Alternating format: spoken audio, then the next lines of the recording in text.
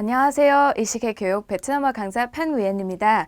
오늘은 이시계에서 새로 출간된 패턴의 법칙 베트남어 첫걸음이라는 교재를 소개해 드리려고 합니다.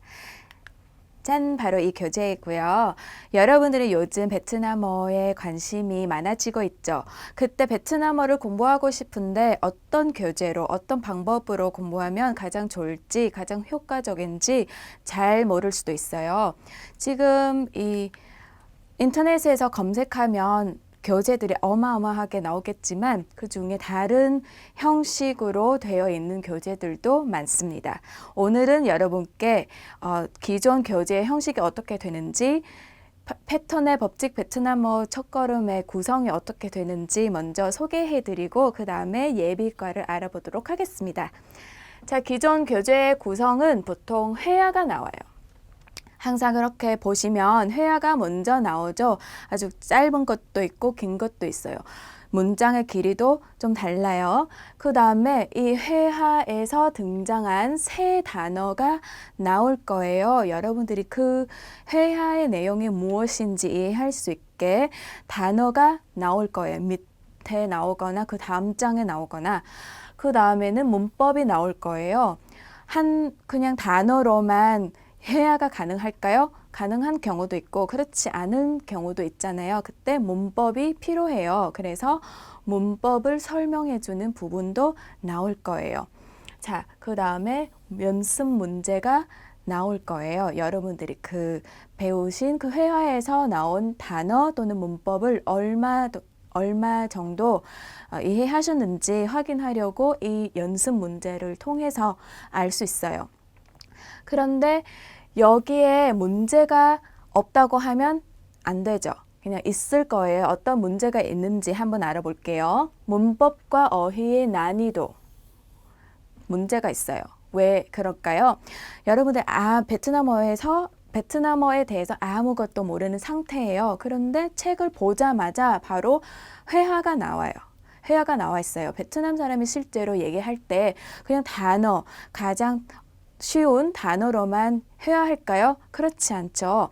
한 문장을 할 때, 한 말을 발화할 때 그 말에 들어가 있는 어려운 문법도 있고 쉬운 문법도 있고 어려운 단어도 있고 좀 더 난이도가 높은 낮은 것도 있잖아요. 다 섞어 있어요. 그런데 이런 식으로 하면 난이도를 구분할 수 없는 문제가 있어요. 또는 두 번째 문제는 문법과 어휘 사용에 대한 부정확한 지식이 있을 수 있어요. 즉 그냥 내가 이렇게 들었다. 그래서 책에 넣었다. 그런 경우가 없지 않아요. 특히 현지인이 아닌 한국인 또는 다른 나라 선생님이 베트남어 책을 쓸 때 현지인이 실제로 어떤 표현을 사용하는지 특히 의미로만 해석하고 넣었는데 실제로는 그렇게 사용하지 않는 경우도 많습니다. 그래서 세 번째, 처음부터 긴 문장이 나와 있어요. 긴 문장. 여러분들이 긴 문장부터 시작하면 어떻게 될 것 같아요? 머리가 아파서 더 이상 베트남어를 공부하고 싶지 않겠죠. 그런데 긴 문장부터 나오는 경우도 아주 많을 거예요. 또 복잡한 어휘도 나와 있어요. 복잡한 어휘가 나와 있는 이유는 바로 이와 관련이 있죠. 실제로 얘기할 때 그냥 간단하고 쉬운 단어가 문법만 나올 수 있는 게 아니죠. 그렇기 때문에 복잡한 어휘가 나와 있어야 되는데 복잡한 어휘를 배우게 되면 처음부터 초급 단계에서 해석할 수 없어서 결국은 사용하지 못하게 될 거예요.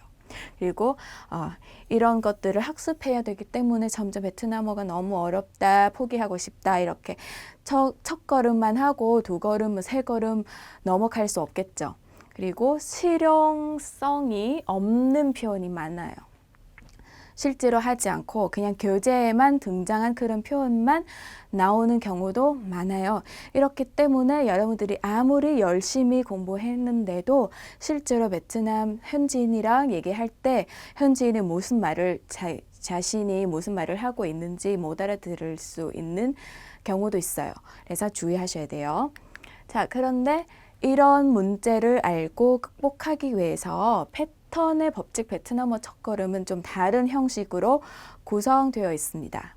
첫 번째, 알파벳과 성조가 나와요. 다 기본적이죠. 첫걸음이니까 먼저 글을 배워야 돼요. 글을 배워야 읽을 수 있어야 나중에 어휘를 학습할 수 있고 문법을 해석할 수 있겠죠. 그 다음에 숫자도 한 문법이 아니라 단어도 아니고 한 계통이 있기 때문에 먼저 이 첫 단계에서 알아봐야 되는 거예요. 그 다음에 아주 기본적이고 아주 꼭 필요한 필연적인 요소들을 학습했어요. 그 다음에 단계로 넘어가야 되죠. 문장의 성분을 알아볼 거예요. 왜 문장의 성분을 알아볼까요? 문장을 발화할 때 한 문장으로, 한 문장 단위로 해야 되잖아요. 그런데 문장을 어떻게 만드는 것 같아요? 여러 가지 작은 성분으로 만들어지는 거죠. 그래서 그런 의문사이라든가 조사, 부사 등 것 같은 다양한 품사로 구성해서 문장이 만들어지는 거예요. 그래서 문장으로 말하고 싶으면 그 처음에 문장의 성분을 알아야 돼요. 자, 이제 문장 성분을 알아봤습니다. 그 다음 단계로 넘어가죠. 기초 문장을 한번 만들어 볼 거예요. 기초 문장. 바로 복잡한 문장으로 넘어가면 해석하기도 어렵고 바로 말이 안 나올 수도 있어요. 그래서 가장 간단하고 짧은 문장, 기초적인 문장을 만들어 볼 거예요. 시제 알아보고 문장의 유형, 의문문, 또 청유문, 명령문과 같은 문장 유형을 알아보고 그렇게 간단한 문장을 만들어 볼 거예요. 그 다음에 이제 기초 문장을 잘 학습했어요. 그 다음에 단계는 긴 문장으로 만들어 볼 거예요. 긴 문장 같은 경우는 음절 수도 많아지고 난이도도 좀 높아지죠. 그때 복문을 말하는 거예요. 복문은 두 문장이든가 아니면 한 문장 안에도 다른 문장에 속하는 그런 경우를 말하는 거예요. 또는 문장의 연결. 이거는 두 문장인데 전에는 그 전 단계에서 기초 문장을 알아봤을 때 그냥 각각 나눠서 하는데 이제 그 두 문장을 연결해서 한 긴 문장으로 만들어 보는 그런 과정입니다. 이런 식으로 하면 여러분들이 좀 더 쉬운, 가장 쉽고 가장 기초적인, 기본적인 단계에서 좀 더 복잡하고 어려운 단계로 넘어갈 수 있습니다. 차근차근하게. 자, 그 다음에는 상황별 패턴이 나올 거예요. 이 부분이 실려 있는 이유는 여러분들이 실제로 겪을 수 있는 상황을 먼저 예측하고 그런 상황에 있으면 어떤 패턴을 사용해서 어떤 상황을 해결할 수 있는지 이런 단계를 통해서 알아볼 수 있습니다. 이 단계에서 여러분들이 날짜 얘기할 때 시간, 날씨, 교통, 여행, 호텔 등과 같은 상황에서 접할 수 있는 그런 패턴을 알아볼 거예요. 그리고 저희 본고 교재의 패턴 수는 생각보다 훨씬 더 많을 거예요. 주 패턴은 패턴 구성, 패턴 구조에서 나온 부분을 말하는 건데 총 148개 정도 있고요.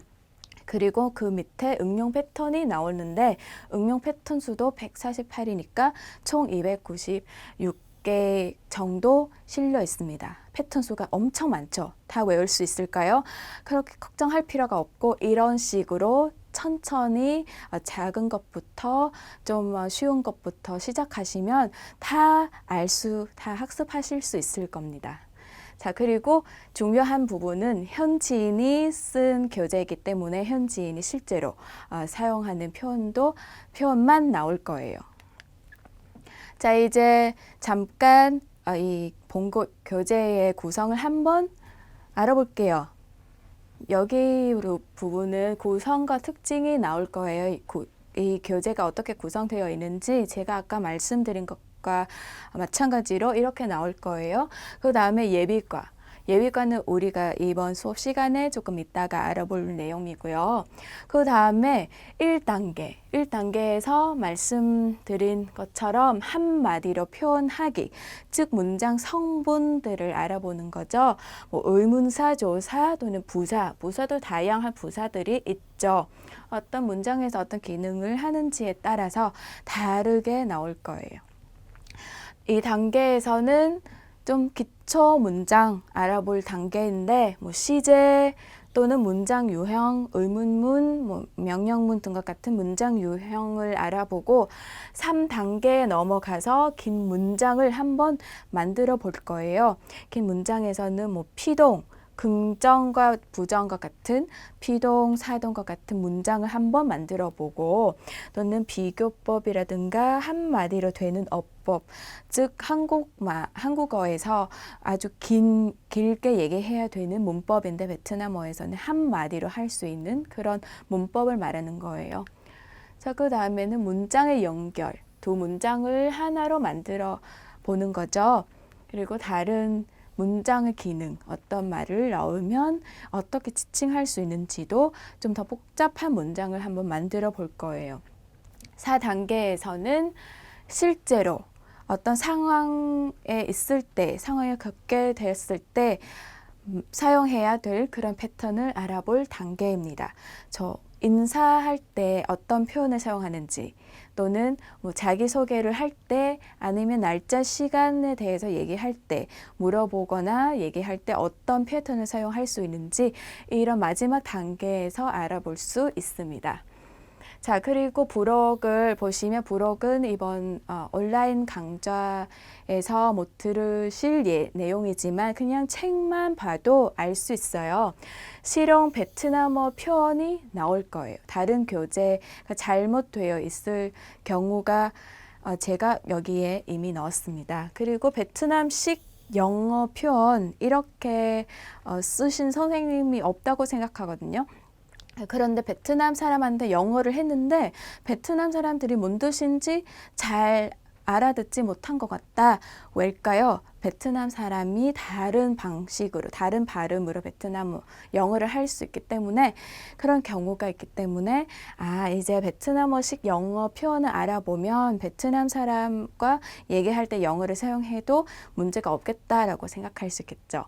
그리고 기초 단어, 어떤 여러 가지 영역에서 나오는 기초 단어도 알아볼 수 있습니다. 여기 보시면 기초 단어라는 부분이거든요. 뭐 월이라든가 뭐 가족과 지인과 관련된 단어도 나오고요. 또는 맛, 무슨 맛인지 단맛인지 쓴맛인지 맛과 관련된 단어도 나오고 색깔 필요하겠죠. 필요하고 색깔도 많이 쓰고 취미와 관련된 단어도 나와요. 교재 패턴 앞부분에서 패턴으로 학습할 때 모든 단어가 모든 어휘가 나올 수 없겠죠. 그때 패턴을 사용해서 이런 취미와 관련된 단어로 바꿔서 쓰면 바로 연습할 수 있을 거예요. 그리고 뭐 신체와 관련된 단어도 쫙 나와 있습니다. 이런 식으로 앞에 나온 패턴과 결합해서 연습하면 아무 문제도 없을 것입니다. 자, 이제 예비과로 넘어갈게요. 예비과에서 모음 또는 자음 그리고 받침 이렇게 알아볼 거예요. 그리고 마지막으로 성조. 베트남어의 특징은 성조가 있는 거죠. 성조가 있기 때문에 많은 사람들은 힘들어져요. 그런데 성조만 정확히 발음하면 베트남어도 쉬워질 거예요.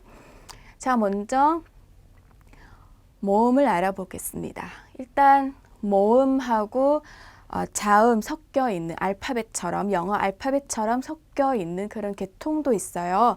여러분들이 영어를 배울 때 A, B, C, D 이런 식으로 배우셨잖아요. 베트남어를 할 때도 그런 계통이 있어요. 한번 읽어볼게요.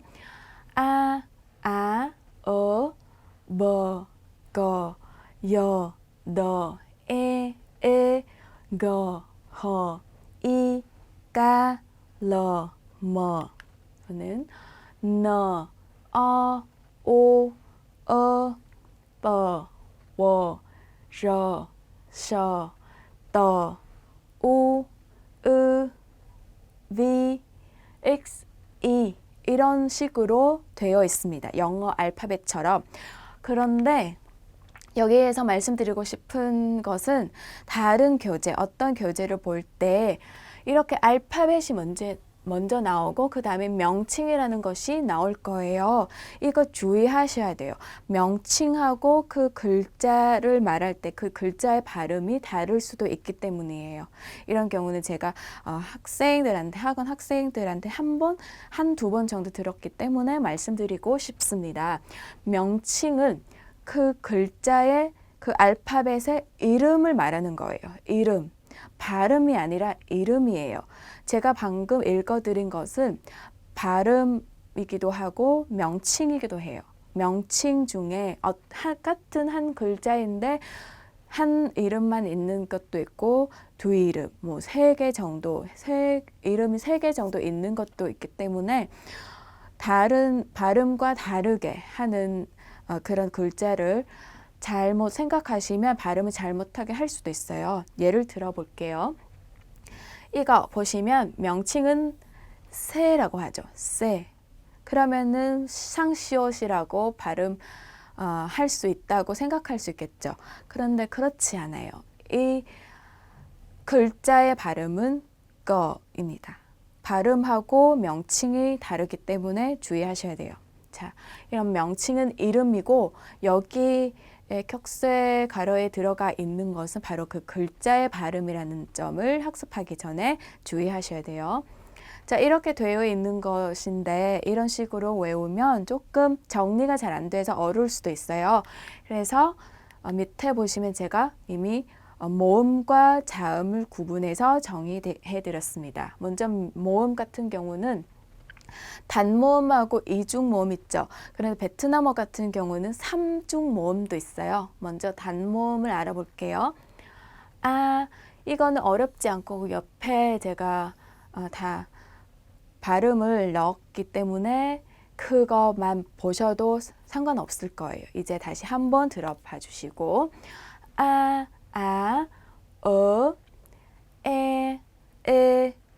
이 오, 우, 이렇게 되어 있어요. 그런데 여기 주의하셔야 될 점은 얘랑 다 똑같이 아로 되어 있는데 그러면 차이가 뭘까요? 차이는 받침이 있거나 앞에 받침이 있어야 발음이 될 수 있는 것도 있고 그렇지 않은 것도 있어요. 여기 밑에 보시면 같은 경우는 제가 발음할 때 약간 성조가 있는 것처럼 들릴 수 있어요. 근데 약간 성조가 있는 것처럼 들리시죠? 그거 차이예요. 첫 번째 차이. 그런데 이거는 실제로 사용할 때 이렇게만 사용하지 않아요. 받침이 나와야 발음이 되는 거예요. 이거는 이 단모음의 특징이에요. 그리고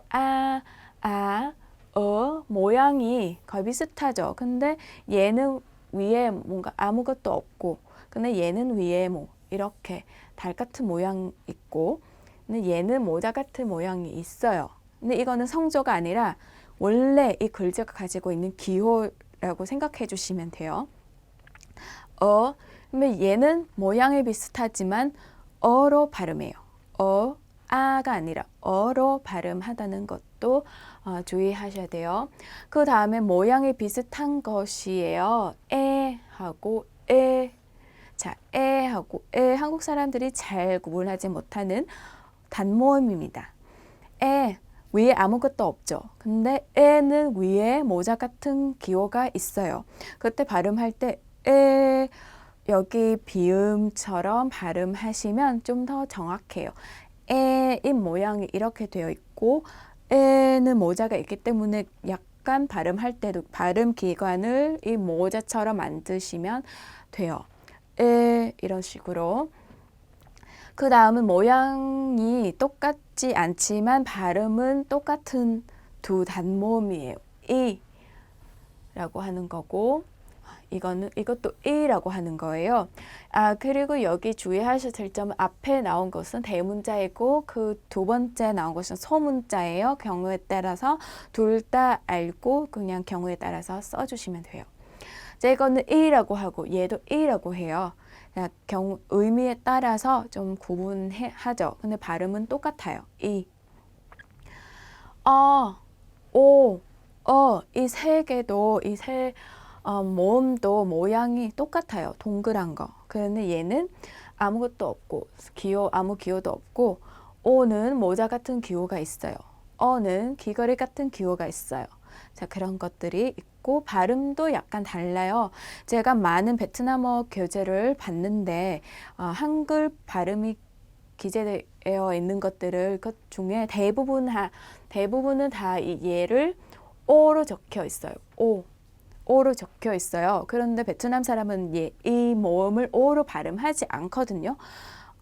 어도 아니고 라고 해요. 어보다 조금 더 낮아요. 혀의 위치가 조금 더 낮아요. 라고 합니다. 아무래도 오는 아니에요. 무조건 오라고 적혀 있으면 여러분들이 잘못 발음할 수도 있어요. 베트남 사람이 듣기엔 어색한 발음이다 라고 바로 알 수 있어요. 오라고 발음할 수 있는 거는 바로 얘예요. 모자가 있는 거. 자, 그리고 라고 할 때 이렇게 할 때 라는 발음을 할 수 있어요. 자, 그 마지막으로 오와 이 두 개도 모양이 비슷하죠. 오 아무 기호도 없어요. 귀걸이 같은 기호가 있어요. 얘는 한국어에 이미 있는 발음이기 때문에 어렵지 않게 할 수 있습니다. 오, 이렇게 하시면 되고요. 자, 이제 보시면 받침이 없이 혼자서 발음되는 단모음으로는 아, 에, 이, 오, 우, 이 이런 거 있어요. 그런데 얘 두 개는 받침이 있어야 발음할 수 있는 것이에요. 자, 그래서 아까 제가 이거는 얘랑 똑같은 한글 발음이 적혀 있는데 왜 뭐가 다를까 말씀드렸죠. 얘는 받침이 있어야 되고 근데 받침이 있어도 똑같은 받침이 있어도 실제로 발음이 다를 수 있습니다. 자, 그러면은 이중모음. 이중모음은 두 개의 모음이 이어서 만들어진 모음을 말하는 것이죠. 이미 단모음만 습득할 수 있으면 이중모음이든 삼중모음이든 어렵지 않을 거예요. 좀 많아 보이긴 하지만 하나씩 발음해서 빠른 속도로 연결하시면 바로 이중모음 또는 삼중모음을 발음할 수 있습니다. 자, 여기는 시작하는 모음이거든요. 시작하는 모음들입니다. 단모음 이미 알고 계시죠? 자, 아와 이 결합하면 아이라고 해요.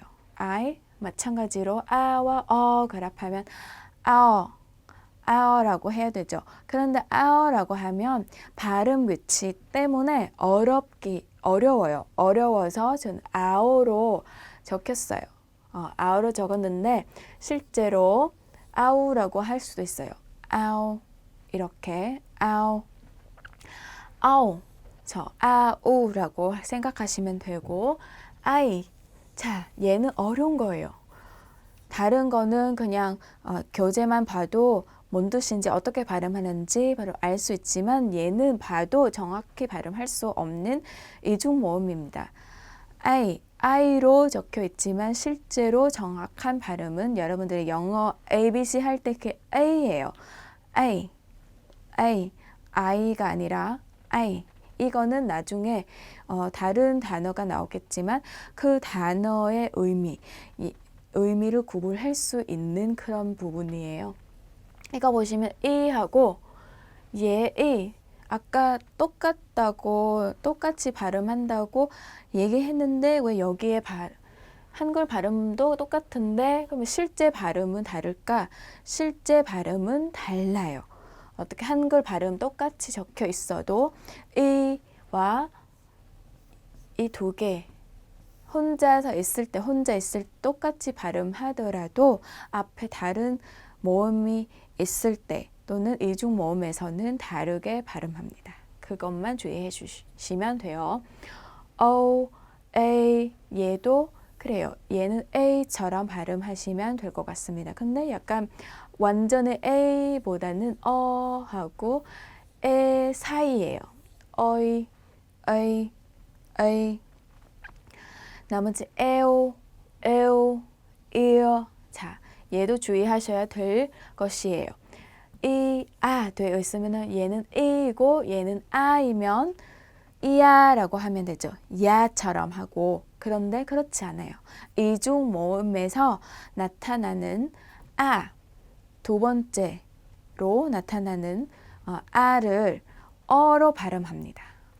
그렇죠. 이중 모음에서 이중 모음 두 번째 모음으로 나타나는 아는 어로 발음합니다. 그래서 여기는 이야가 아니라 이어로 발음합니다. 이어. 이에, 이우 마찬가지로 하나씩 발음해 주시면 되고, 와, 얘는 이 경우는 뒤에 받침이 나와야 발음할 수 있는 것이라고 말씀드렸죠. 마찬가지로 이렇게 생각해 주시면 돼요. 에, 어이, 오이, 어이, 얘도 발음 안 되는 거예요. 받침이 없으면. 또 마찬가지로 받침이 있어야 발음할 수 있는 거예요. 우이. 자, 얘도 보시면 똑같은 이인데 혼독립적으로 있을 때 이라고 똑같이 발음되는데 앞에 다른 모음이 나오면 다르게 발음합니다. 얘는 우이로 발음하고 얘는 위로 발음합니다. 위. 우어도 뒤에 뭔가 받침이 있어야 발음되는 거고. 자, 얘도 보시면 나오죠. 나오지만 이중 모음이 있기 때문에 어로 발음합니다. 아가 아니라 으어 얘도 받침이 나와야 돼요. 이에 얘도 특별한 거예요. 받침이 나와야 발음할 수 있는 거고 앞에 다른 자음이 올 수 없는 그런 이중 모음입니다. 자, 얘는 아주 특별한 경우에요. 이런 이중 모음으로 만들어진 단어도 많지 않아요. 몇 개밖에 없어요. 자, 라고 해요. 이라고 합니다. 라고 하는데 단어가 나오면 발음을 확인할 수 있습니다. 자, 이제 받침 없이 발음되지 않는 이중 모음. 아까 말씀드렸죠. 이에, 요, 오, 예, 이렇게 이 마지막 특별한 이중 모음 제외하고 나머지 이중 모음의 특징은 뭘까요? 기호가 있는 거죠. 두 번째 모음에 기호가 있어요. 모자이든가 귀걸이 같은 것이든가 달 모양 같은 것이든가 이런 경우에는 받침이 있어야 발음되는 것입니다. 그래서 여기 이런 예시를 통해서 한번 발음 연습해 볼게요. 틴, 돈, 옹, 른, 선, 관, 인, 성.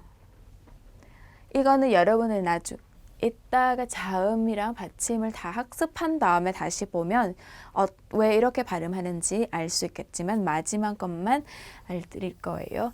성. 아까 이거는 라고 발음하죠. 라고 발음한다고 말씀드렸죠.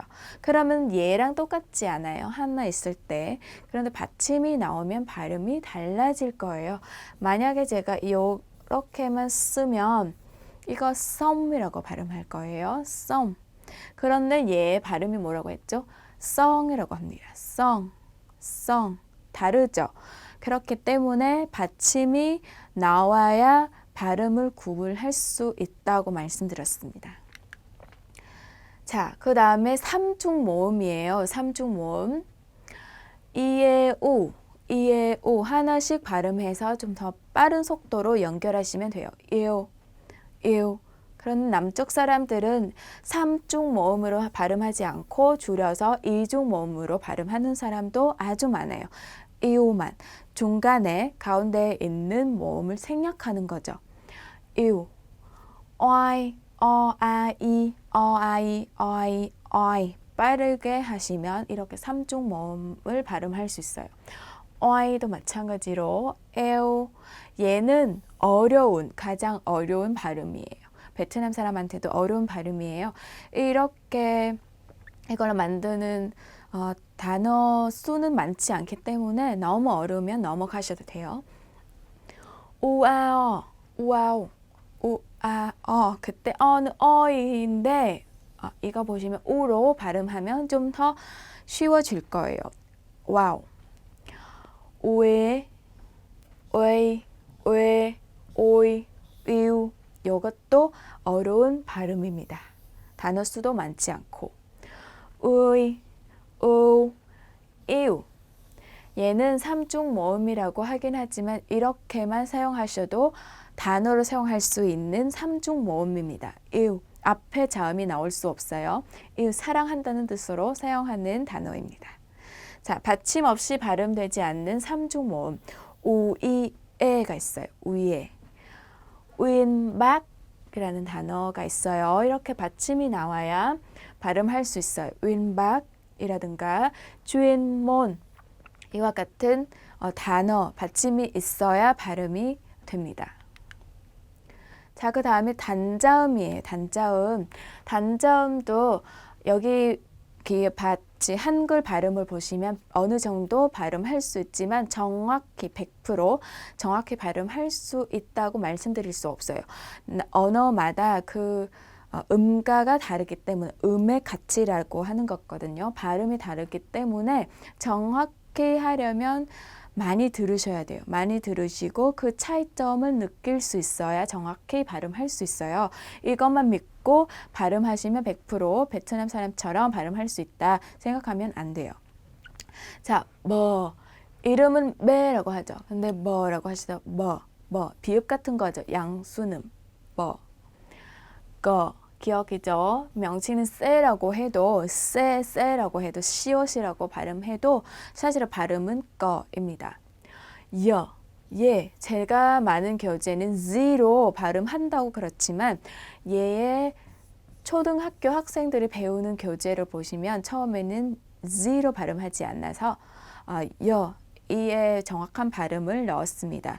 남쪽 사람들을 중부지방 사람도 Z 발음으로 하지 않고 하노이 또는 하노이 주변에 있는 지역 사람들만 Z 발음으로 하기 때문에 더 이거는 선택하실 수 있어요.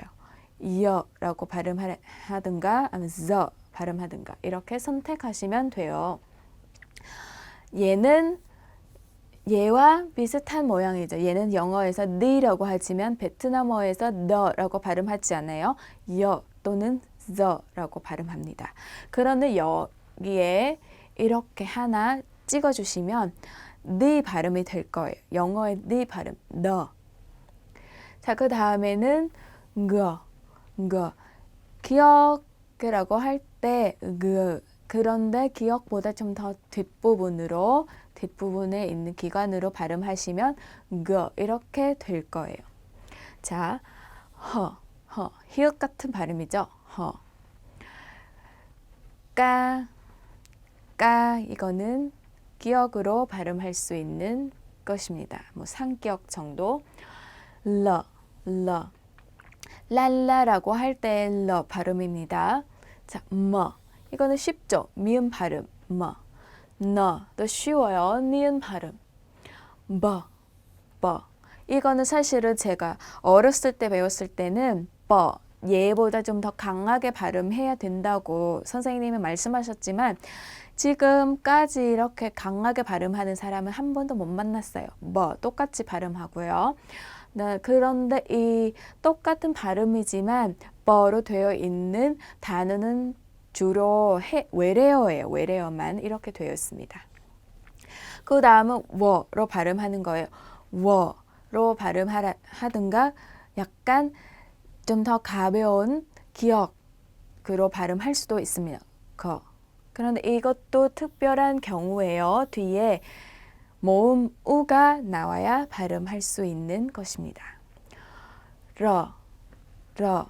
이거는 리은 얘와 얘를 리은으로 리을로 발음할 수 있다고 하지만 한국 사람들은 구분하지 않지만 베트남 사람 또는 영어권 사람들은 구분해서 발음합니다.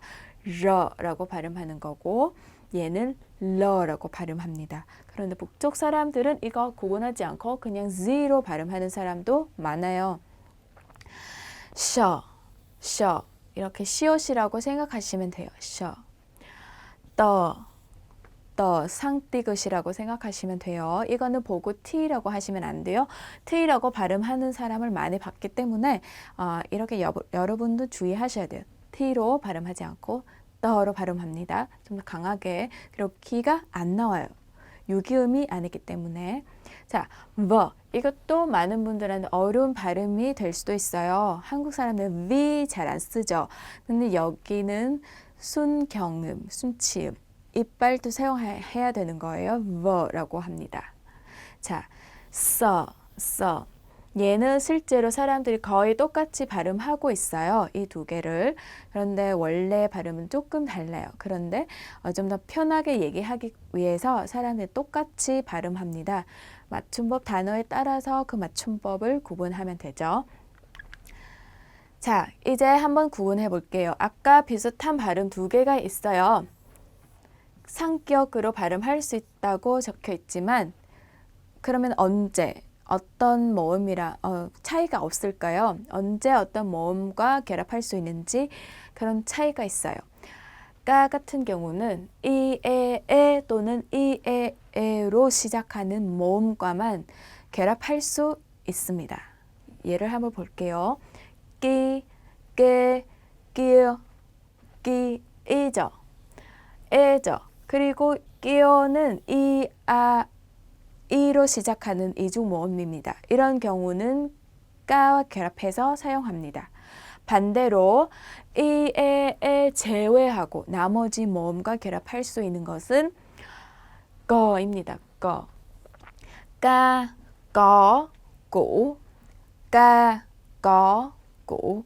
즉 이에 또는 이에로 시작하는 모든 모음, 나머지 그 모음을 제외하고 나머지 모든 모음과 결합할 수 있는 것입니다. 발음은 똑같고요. 그런데 결합해서 사용하는 모음은 달라요. 자, 그 다음에는 겹자음 얘기해 볼게요.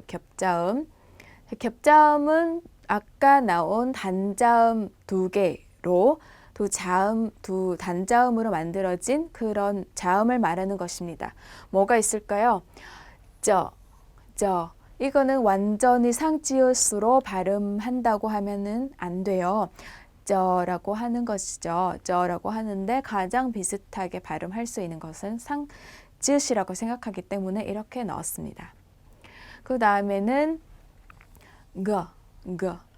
거로 발음할 수 있는 거예요. 아까 얘가 나왔죠. 이것도 거라고 합니다. 이것도 거라고 할 수 있어요. 어떤 차이가 있는지 교재에 이미 나와 있기 때문에 그거 참고해 주시면 될 것 같습니다. 그 다음에는 이와 결합해서 쓰는 거예요. 자, 이는 모음이잖아요. 모음인데 왜 여기는 이중 모음, 겹자음이라고 할까요? 이런 경우에는 얘는 모음이라고 생각하고 얘는 자음이라고 생각하지 않고 하나의 겹자음으로 생각하기 때문에 이렇게 발음도 달라요.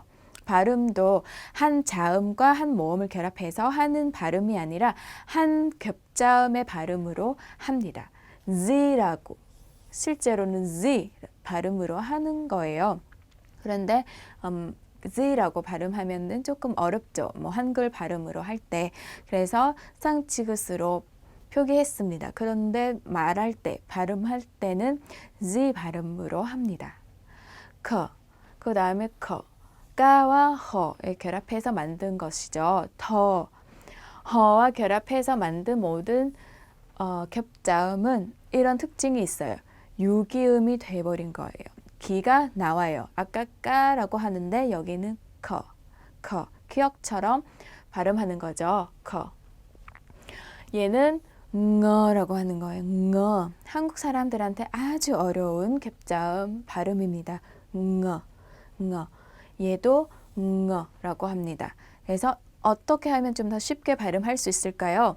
응이라고 생각하시고 뒤에 나오는 모음이 무엇인지에 따라서 그 모음 발음을 넣어주시면 돼요. 응아라든가 응애라든가 이렇게. 자, 그 다음에는 너로 시작하는 겹자음은 녀라는 것도 있어요. 녀. 이거는 니은으로 적혀 있지만 사실 음과는 달라요.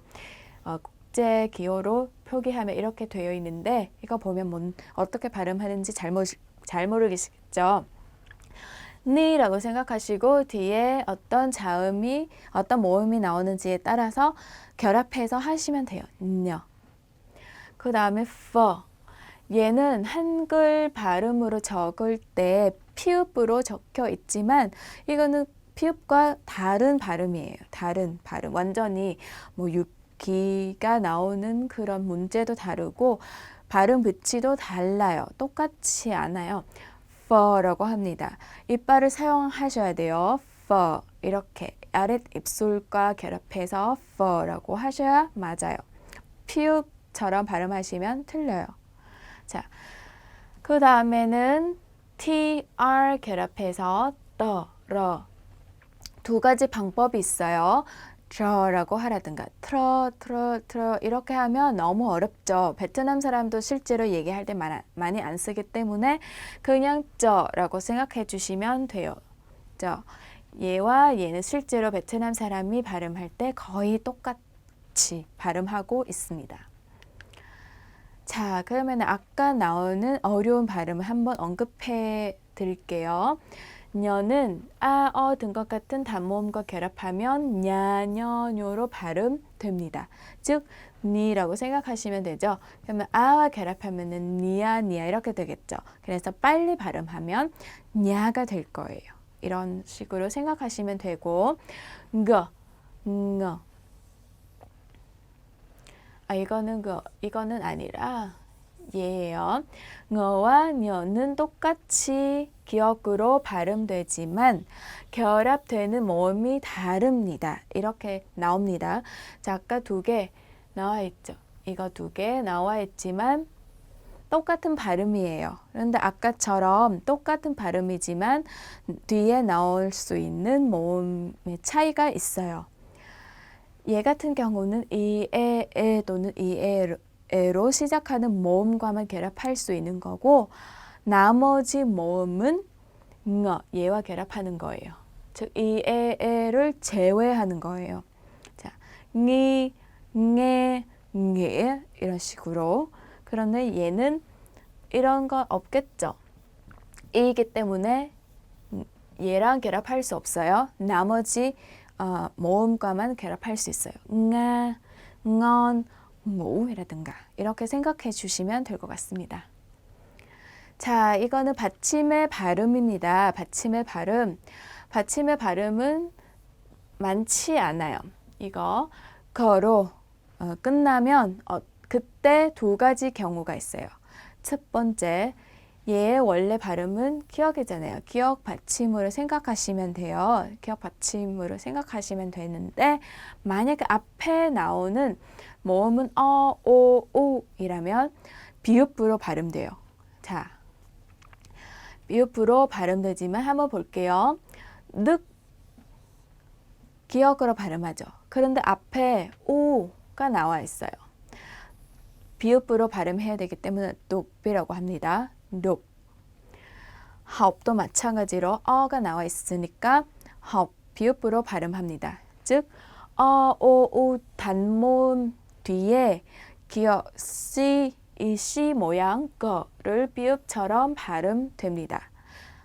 자, 그렇지만 오가 나오지만 그 오는 이중 모음 또는 삼중 모음에 들어가 있어요. 그러면은 원래 발음대로 발음해야 돼요.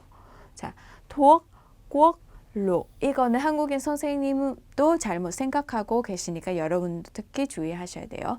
항상 무조건 이거 나타나면 비읍으로 발음하는 게 아니라 단모음인지 이중모음인지에 따라서 달라요. 뭐는 쉽죠. 그냥 미음 발음이라고 생각하시면 돼요.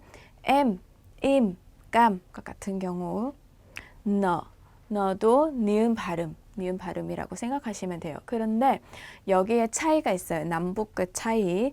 남쪽 사람들은 응어로 많이, 한국의 받침 이응으로 많이 발음하고 있어요. 원래 발음은 건이죠. 근데 남쪽 사람들 껑이라고 해요. 껑. 깐이죠. 깐. 이거 원래 발음인데 남쪽 사람들은 깡이라고 합니다. 깡. 쩐도 마찬가지로 쩡이라고 합니다. 그거는 호치민 특히 남쪽 사람들이 실제로 발음하는 발음입니다. 자, 뭐 받침은 비읍 발음이 납니다. 밥, 팝, 헙. 떠는 티그스로 발음하겠죠?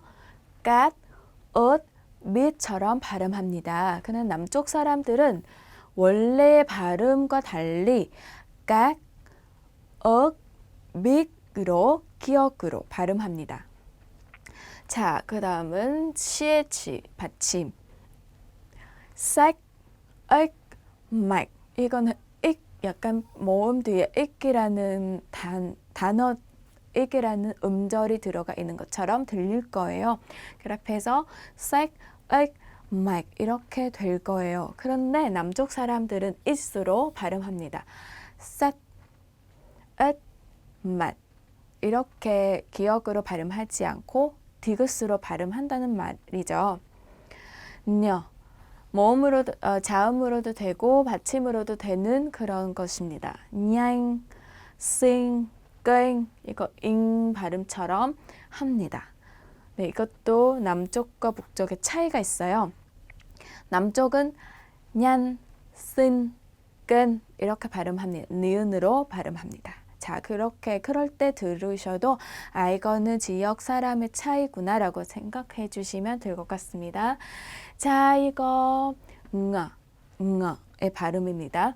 이것도 미음 발음이 나지만 오, 우 뒤에 오면 미음처럼 발음됩니다.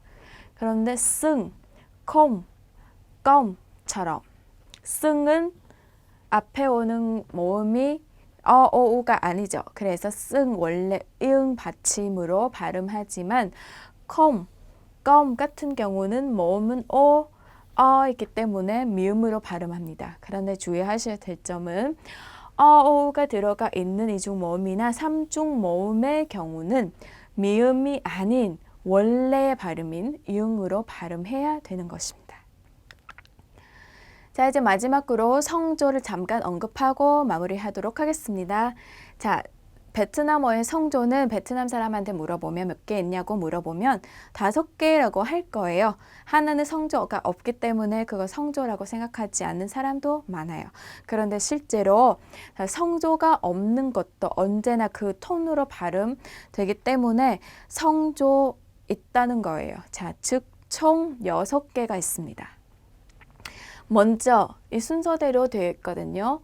올라가는 그 모음 위에 이렇게 찍어주시면 그 모음을 좀 더 높은 톤으로 발음해야 된다는 뜻입니다. 근데 만약에 반대로 이렇게 찍어주시면 내려가야 돼요. 이런 식으로. 이거는 조금 복잡해요. 올라갔다가 내려가는 것처럼 얘도 잠깐 올라갔다가 또 내려갔다가 또 올라가는 것처럼 모양처럼 발음하는 거거든요. 그런데 얘는 훨씬 더 어려워요. 라고 하는데 베트남 사람들한테도 복잡하고 어려운 발음이기 때문에 실제로 똑같이 발음하는 사람도 많습니다. 로. 자, 얘는 가장 낮은 톤이에요. 가장 낮게 내려주시면 돼요.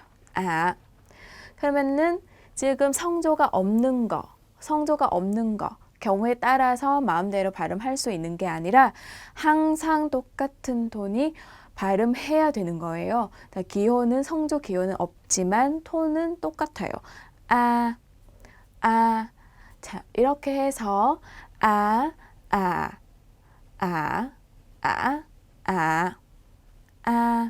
이렇게 총해서 베트남어의 성조는 총 6개가 있습니다. 자, 여기까지는 베트남어의 알파벳, 모음과 자음, 받침 다 알아봤고 성조도 알아봤습니다. 이런 지식을 좀 더 열심히 외우셔야 앞부분을 좀 더 매끄럽고 문제 없이 배우도록 하겠습니다. 자, 그러면은 일과에서 뵐게요. 안녕히 가세요.